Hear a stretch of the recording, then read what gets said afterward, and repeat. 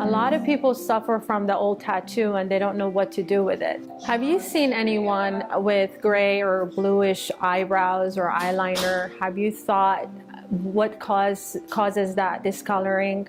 It's the iron oxide that's built into the color, and over time it will appear and comes to the surface of the skin, and it creates such a unprofessional and unnatural look. They do have a few options.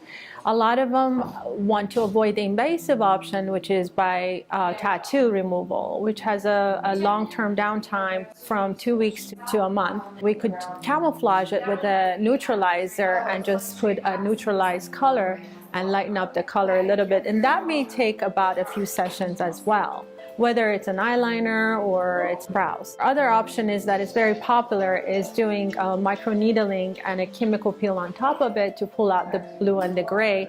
And it may also, again, take a few sessions to do that, but eventually you'll be able to get rid of it, and we can go back to the area and reshape your brows based on your desire. I've had several clients, whether they went overseas and had this done, or they have had it done by another professional saying that they're from a special place and they do specialties and all that stuff. And unfortunately, the patient or the client was not educated enough, and they went ahead and went forward with the treatment, and they were stuck with too thick, dark brows. And it just changes the character of the person. You need to have a soft brow, and you need to actually match it to your personality.